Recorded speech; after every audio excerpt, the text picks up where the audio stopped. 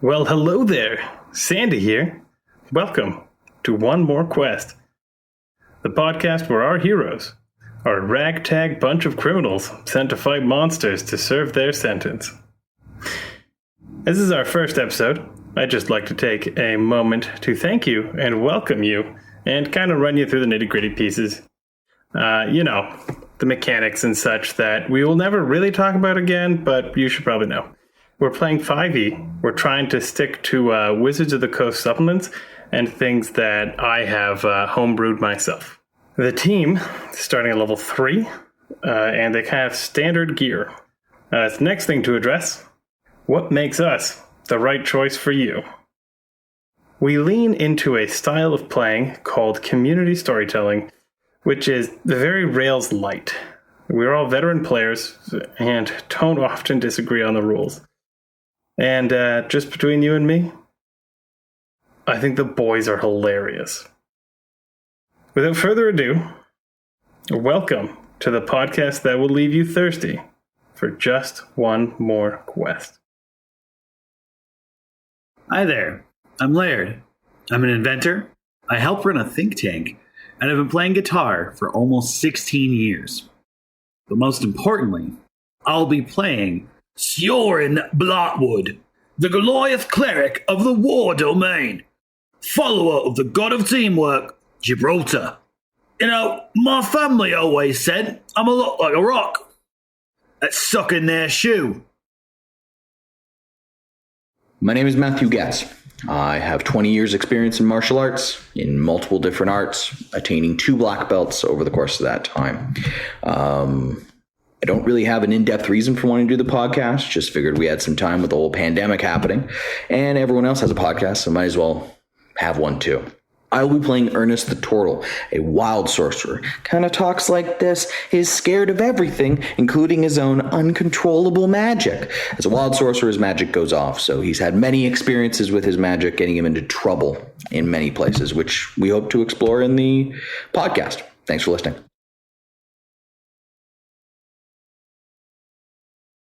Hey yo, Sandy here. This is my introduction. Don't worry, you have nothing to fear. See, I'm the DM by the team's election. I've been slinging stories now for 9 years. Yet that is only one of my skills from a wide selection. As you can probably see, I also love poetry. I'm a therapist by trade, and I am in this podcast for a number of reasons. The first is because this is a great team, and I love their company. The second is because I'm hoping to change the world and want a bigger box to shout from. And this podcast would be a fun way of achieving that. What else? 27, pretty, and single. I just winked, but this is an audio medium, and you probably couldn't see it. So that's why the closed captioning. That's all from me. I hope you enjoy my art. Hi, I'm Reed. I'm finishing up a degree in marine biology, and I'm on this podcast because the guys said they needed a go button. I will be portraying Dilbert Dubois. Dilbert is a very friendly druid who, with his patchwork poncho and his best foot forward, is about to take this new country by storm. All right, so just to recap the thing that I already said, you guys find yourselves on a prison ship headed from the country of Glowridge, a relatively well-to-do plutarchy out on the continent of Theremin. They tend to send all of their prisoners to Fenland, the land of monsters, to defend towns and cities. You guys are in a year-long contract to the country of Glowridge, which if you survive, you get your freedom. Freedom in the land of monsters. You don't get freedom back home. For the duration of the contract, 80% of the money that comes into you goes directly back to Glowridge to pay off your debt to society. One of the unfortunate parts about being in the middle of being in a brig on a ship is that, your bed and your bathroom are in the same tiny cell, and your bathroom is a hole into the ocean that water keeps spraying up. As you arrive, I need you guys to make me some Constitution saving throws for exhaustion. First nat 20. We're off to a good start. Woo! Good start, actually. They're cheats. Right, you keep that to yourself. So I have a question. As a turtle, am I exhausted by the water? You're a tortoise, my guy. Oh, I'm a tortoise. Okay, sounds good. All right. Oh, okay, so not water. Got it. Yeah, 14. Dilbert got 15 plus 1 for my con modifier, so 16. That is Matt, unfortunately, you missed the DC by 1, so you have level 1 exhaustion. You have disadvantage on all your ability checks. Fair enough. So as you arrive at this port, you guys are kind of all manacled in a line, and you are met by a kind of sour-faced old man, and he walks up and explains to you that you have to report in a town called Shade Hill, which is the furthest west town in the frontier. Importantly, you have 7 days to do so, and it's an 8-day journey if you rest at night. So he is basically telling you you have to do a forced march at some point. And if you don't make it within that week, you are going to be branded as deserters. And he's not nice about it. He's kind of just a rude jerk. And he unmanacles you and hands you your standard issue gear, and he sends you on your way. What do you do? Sounds like we better move on, or we're going to get chased down. What do you make of this? I've been chased down before. It's not bad. It's fine. They just come find you and then get angry and something happens. But I guess we should start walking. I don't mean to be rude, little man, but aren't tortoises not really built for speed? Yes, I was going to say, we have a tortoise with us. We should move now.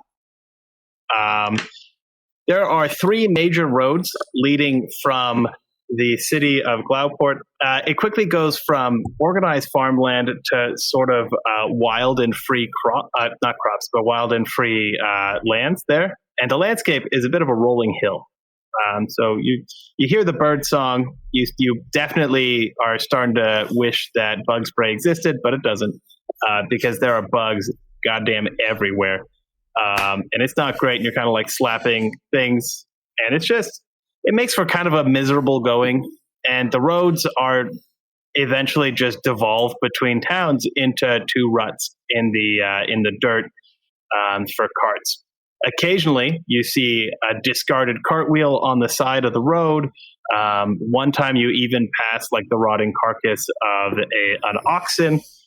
It's really just seems miserable, but it's kind of a lot of the same of just endless rolling hills.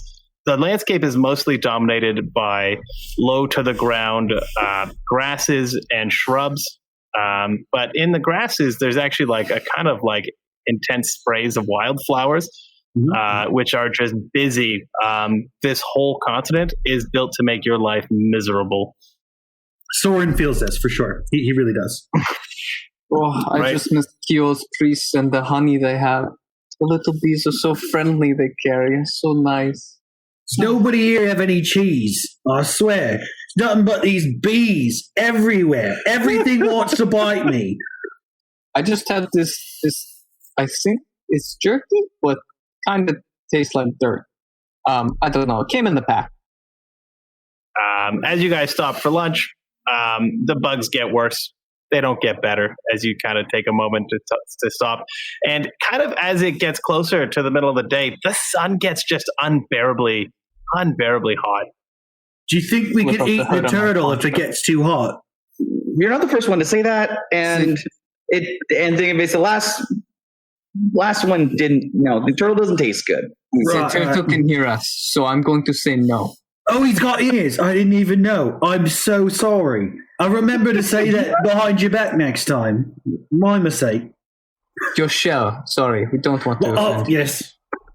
It's okay. It's fine. You haven't chased me away or blamed me for something.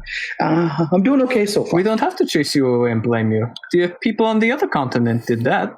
Well, I'm not going to lie. You look about as intimidating as the flower those bees are landing on. I'm more scared of the bees than you. What the fuck did you do to come here? Yeah, I don't really want to talk about it. Are you cursed? I think he's cursed. I've been told I'm not, but maybe I'm just unlucky. Unlucky. So your days kind of blend into each other. It's a lot of walking. It's not especially pleasant. Yeah.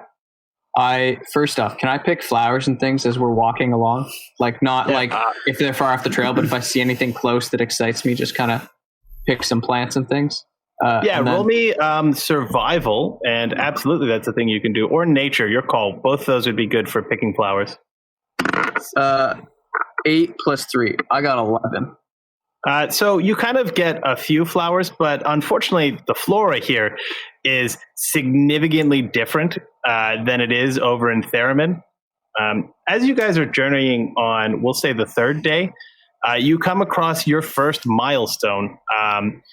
Now, one of the big things is that the followers of the goddess Fintaro like to leave trinkets on milestones, and milestones on every major road back in Theremin are so common that often there will be one literally every mile. Here, it seems that it's like every 50, 60 miles, there is a milestone, or at least based on what you can tell, because this is the first one you've come across.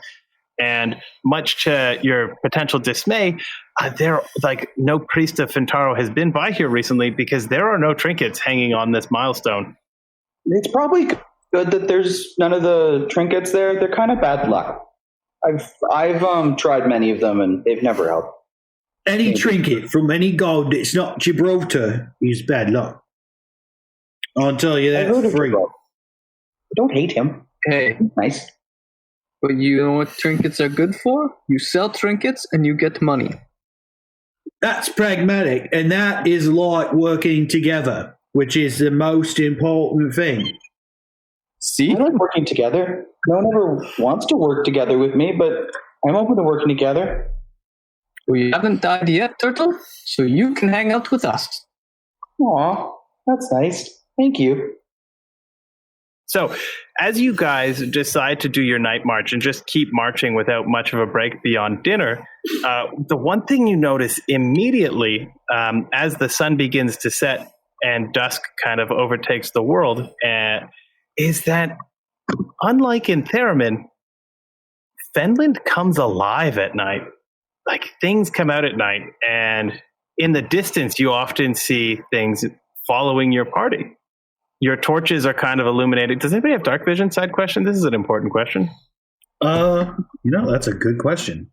I do not think Laird and I do. My character is slightly taller than normal. Is that going to help? Can I see maybe a little farther? Reed, what are you?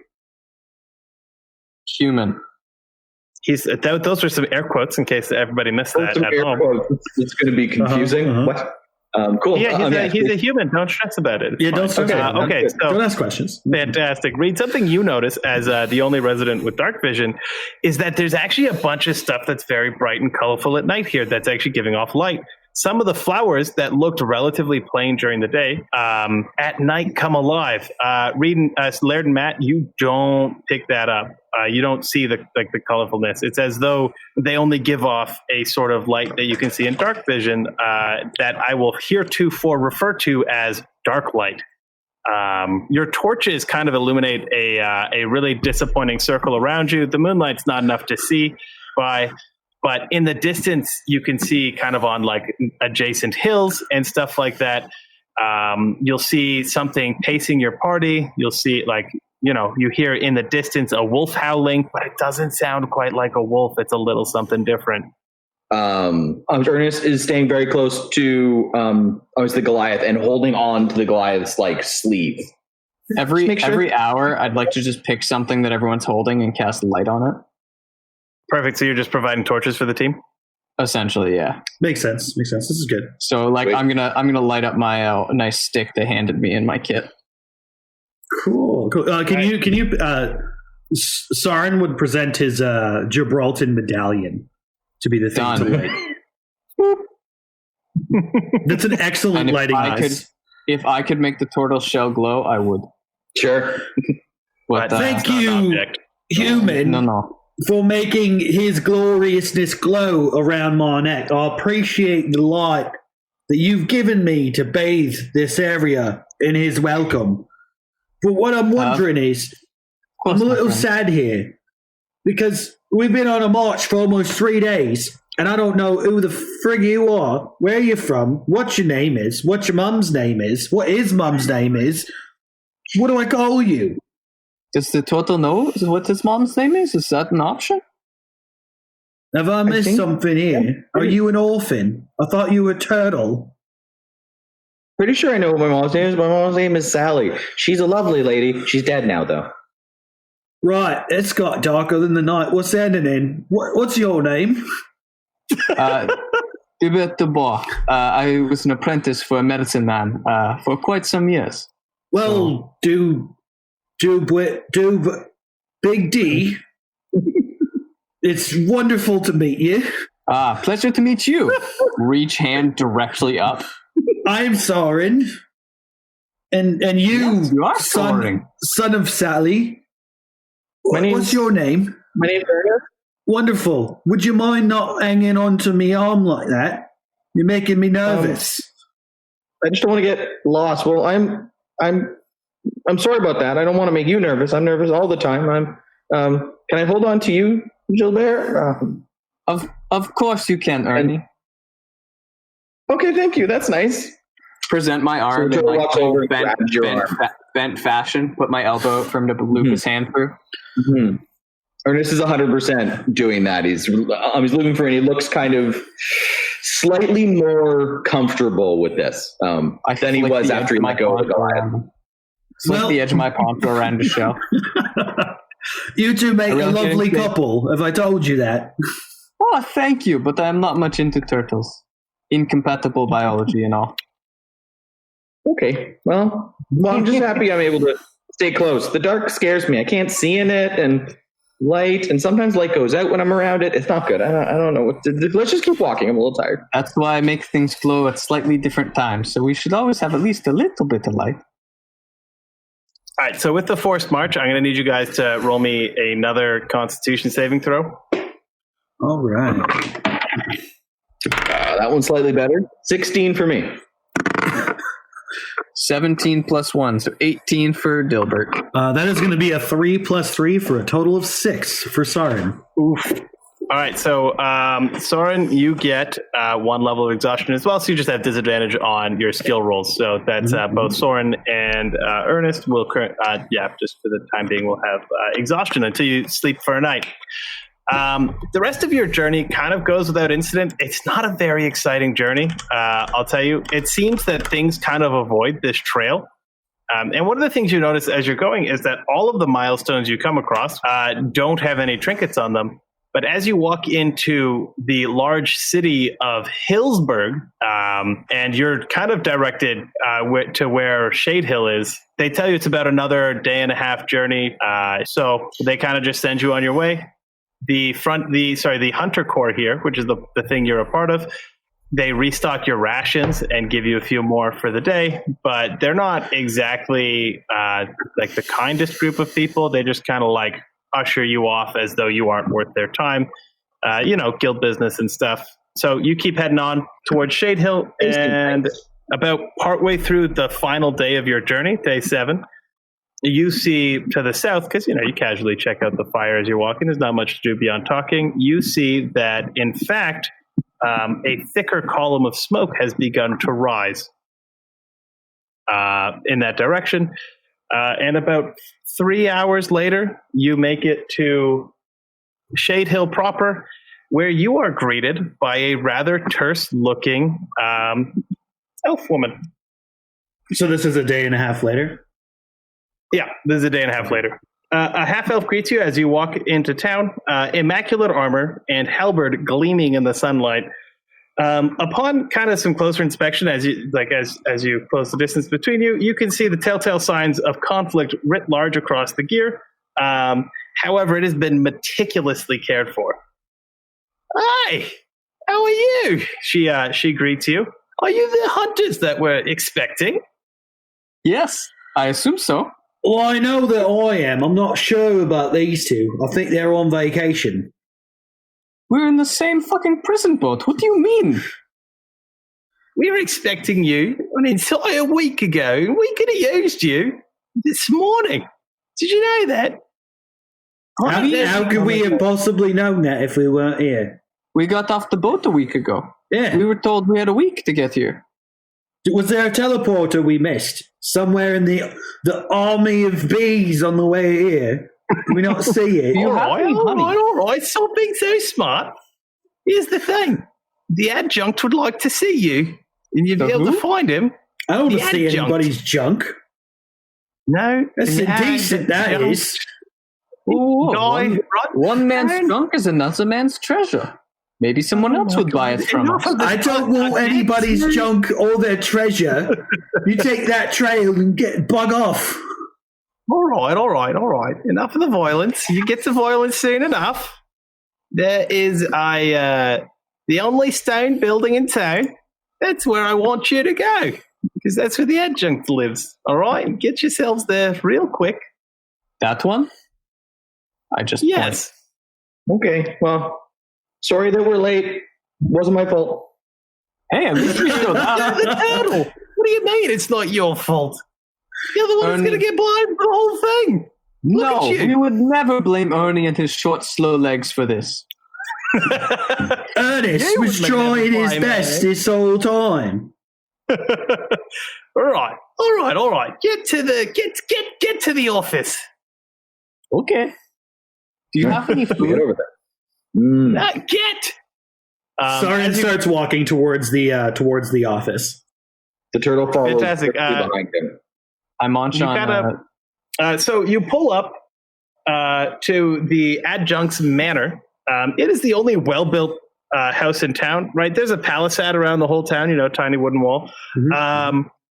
Everything in town is made of wood, from the boards on the sidewalk to the wall surrounding the town to the small buildings everywhere, except for this one. This one's made of stone. It has artistic vines crawling up the sides of it that are very meticulously trimmed, and it is one of the few two-story buildings as well in town. It's as though, the guy in this house gets a bunch of stuff nice and free-like. What do you do now that you're at the house? This place is fancy. What's an adjunct?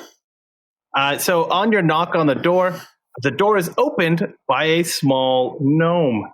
He is his whole attire screams middle management of the mining guild.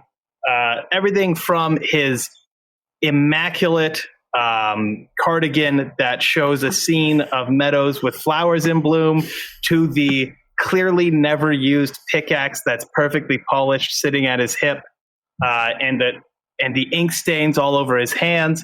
This guy screams middle management. You are my hunters that I've been expecting for a full week. No, we're the hunters you were expecting for today. Right, yeah, it's Don't be us. smart with me. So, here's the deal.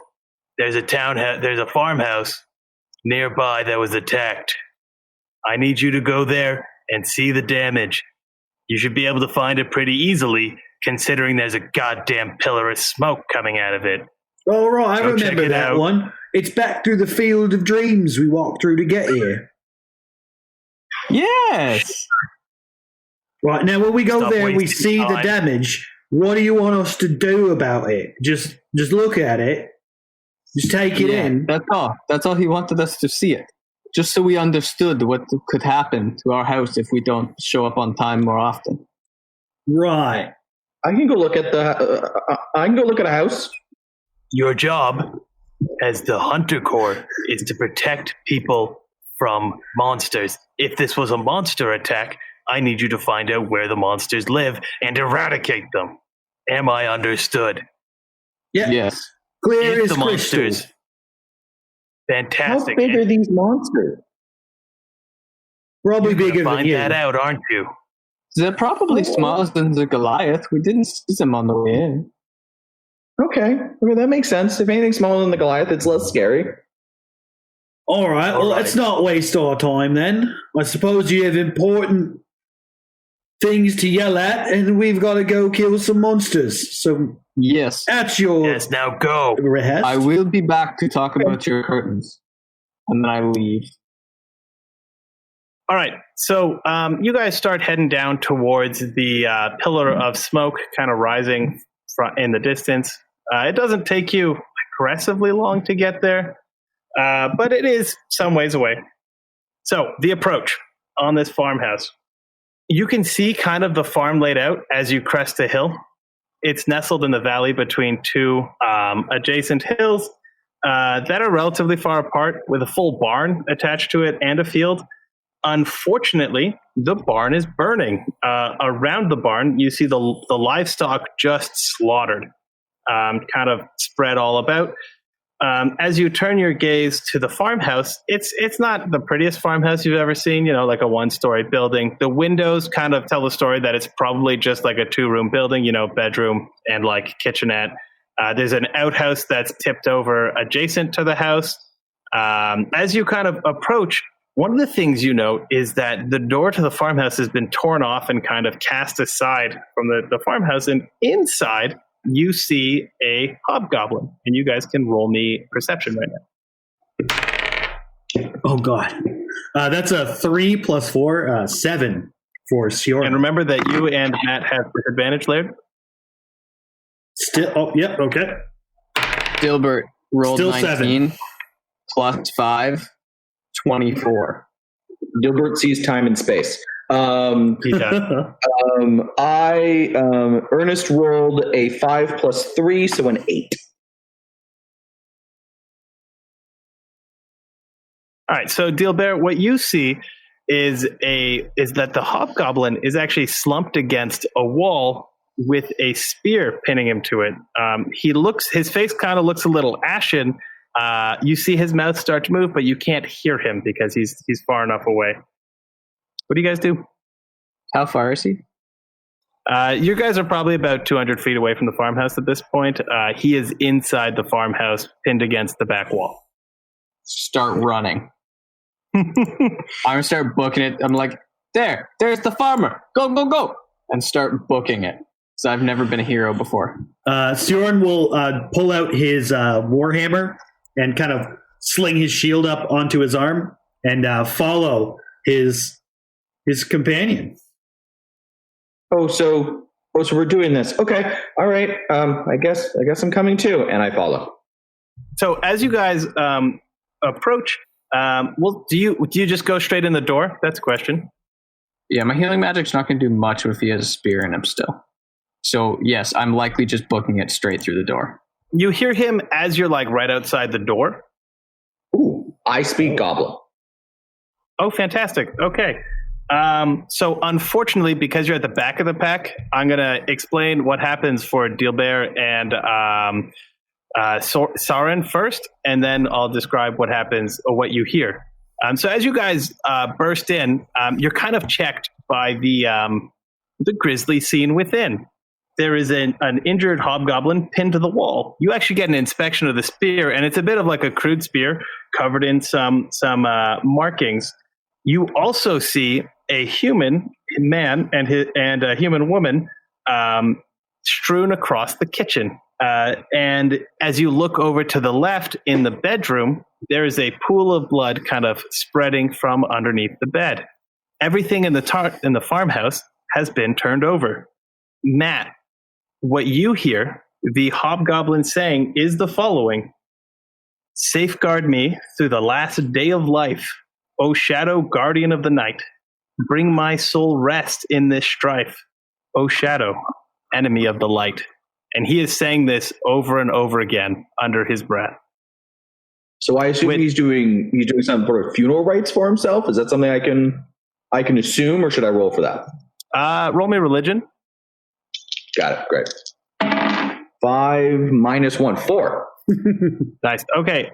So you don't know much about religion, so you don't know if there's like a funeral thing or what. But what you do know, because they teach this to everybody, is that praying to the shadow is punishable by death. Laird? Saren, being a religious man, as a cleric, would he recognize this prayer by any chance? Ooh, roll me religion. Yeah, I go. He's calling on the shadows. I'm not sure what that is, but it's kind of, isn't that like super not allowed? So that was a 15 + 4 for 19 on my religion roll. Okay, so Saren, you know a lot about religion. As a man of the cloth, and one of the things that you know for a fact is that this is not a prayer that is in Theremin or Untaro.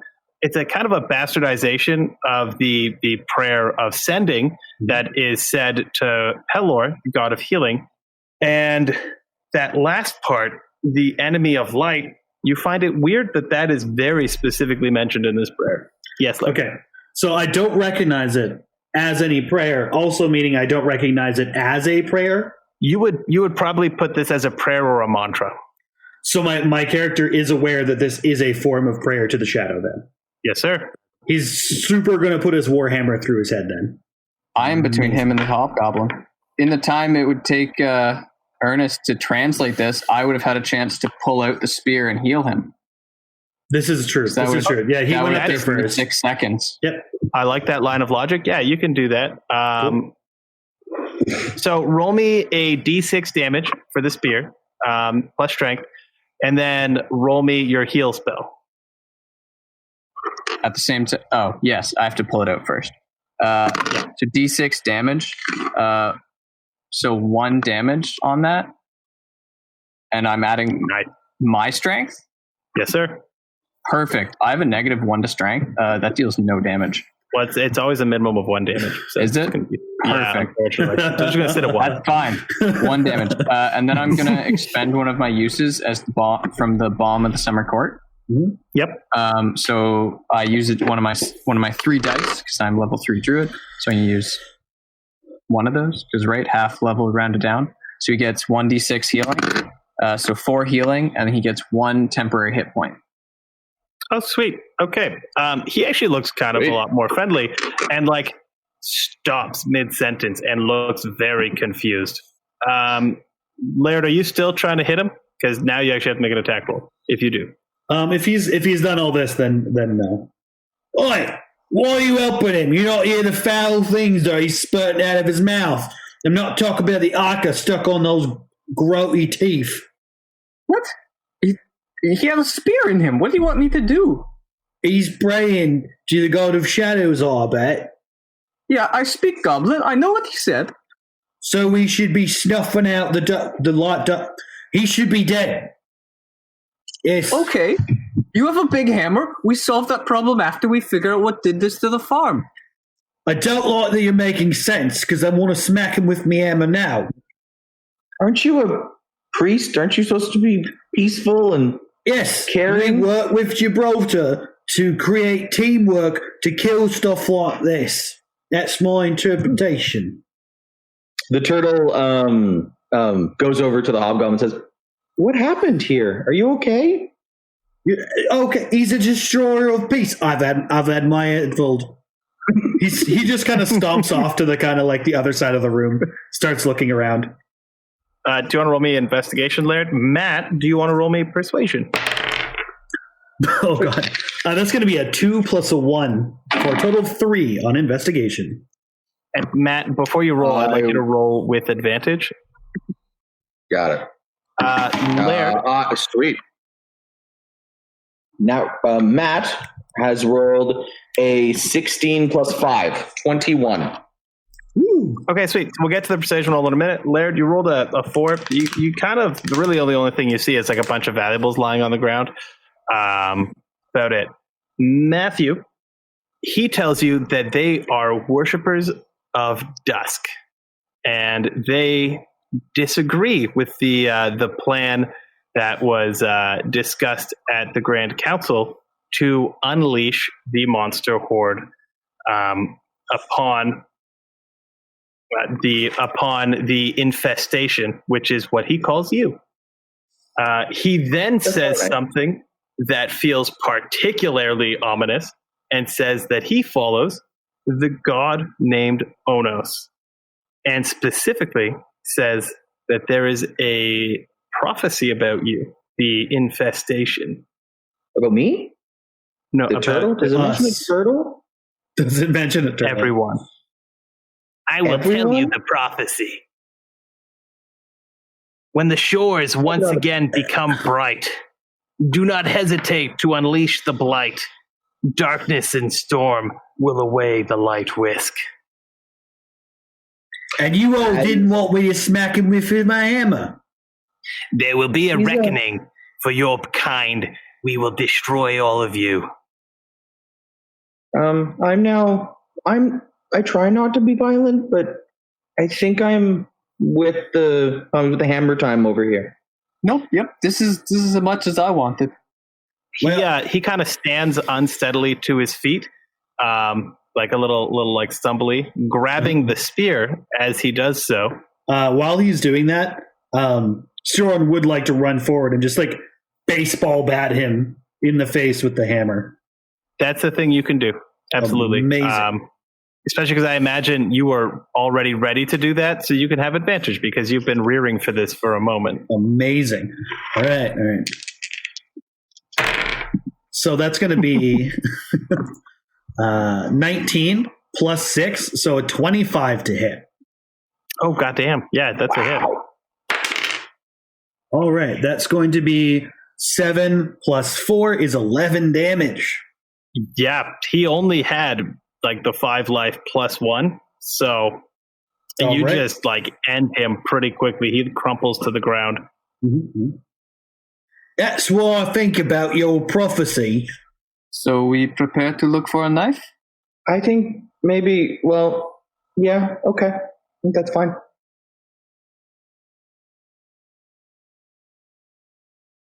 Sandy here.